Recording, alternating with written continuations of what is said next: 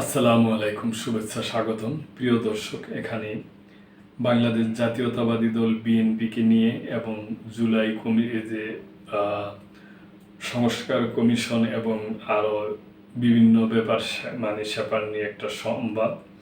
যেমন সংস্কার কমিশন থেকে প্রস্তাব দেওয়া হয়েছে যে জুলাই সনদ ও জুলাই ঘোষণা সাংবিধানিক পারমিশন দেওয়ার, কিন্তু বিএনপির পক্ষ থেকে আবার ওনারা করছে,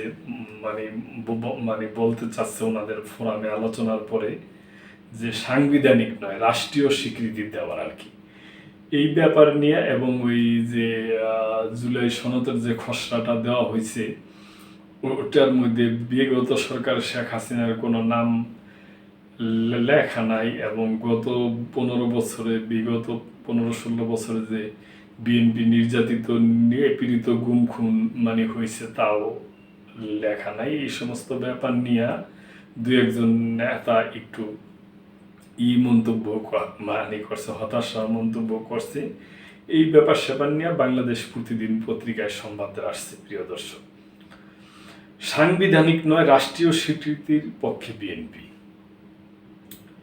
ছাত্র জনতার অভ্যুত্থানের দাবির পরিপ্রেক্ষিতে জুলাই সনদ ও জুলাই ঘোষণাপত্রকে সাংবিধানিক স্বীকৃতি চায় অন্তর্বর্তী সরকার, কিন্তু জুলাই সনদকে সাংবিধানিক নয়, রাষ্ট্রীয় স্বীকৃতি দেওয়ার পক্ষে বিএনপি।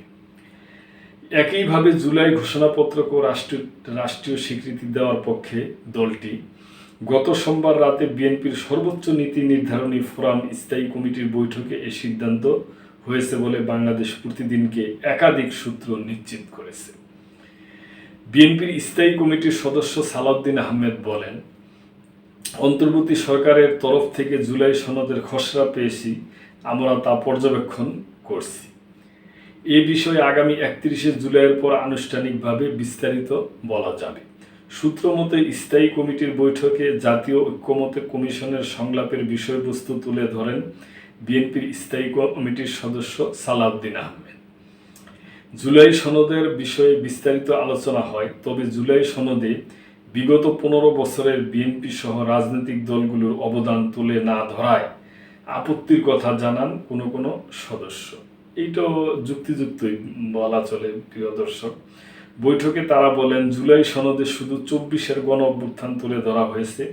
পতিত ফেসিবাদের মূল হোতা শেখ হাসিনার নাম কোথাও উল্লেখ করা হয়নি, অথচ তার নেতৃত্বে জুলাইয়ের গণহত্যা সহ পুরো আমলে নৃশংসতা চালানো হয়েছিল। বিগত 15 বছর ফ্যাসিস্ট শেখ হাসিনার আমলে বিএনপির নেতা কর্মীদের গুম খুন, নির্যাতিত, নিপীড়নের কথা তুলে ধরা হয়নি, অথচ বিএনপির আন্দোলন সংগ্রামের ধারাবাহিকতায় দেশে জুলাই গণ অভ্যুত্থান হয়েছে। জুলাই আন্দোলনে বিএনপির 400 বেশি নেতাকর্মী নিহত হয়েছেন। এছাড়া মহান মুক্তিযুদ্ধের স্বীকৃতিও সেভাবে তুলে ধরা হয়নি, একতরফাভাবে শুধু জুলাই গণ অভ্যুত্থানকেই তুলে ধরা হয়েছে।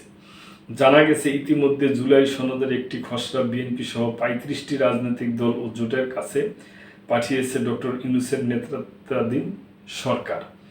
রাজনৈতিক দলগুলোর সঙ্গে মিলে 5 আগস্টের আগে এটি চূড়ান্ত করতে চায় সরকার জুলাই সনদের সাংবিধানিক স্বীকৃতি চায়।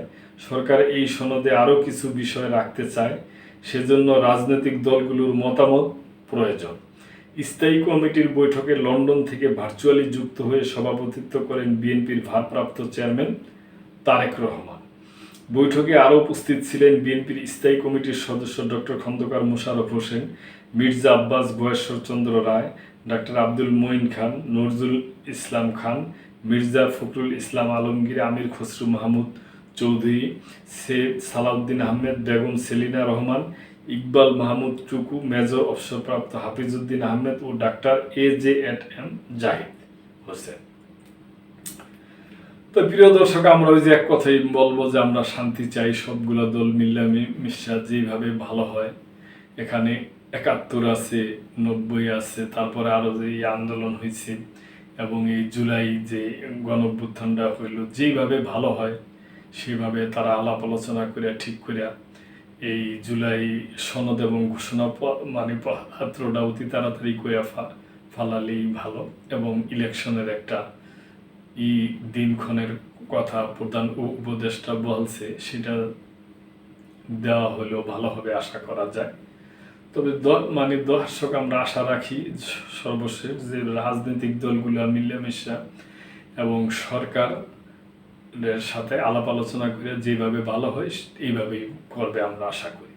তো প্রিয় দর্শক, আপনাদের যদি কোনো কিছু বলার থাকে অবশ্যই কমেন্ট করবেন, লাইক শেয়ার কমেন্ট করে সাবস্ক্রাইব করে চ্যানেলটির পাশেই থাকবেন। আল্লাহ হাফেজ।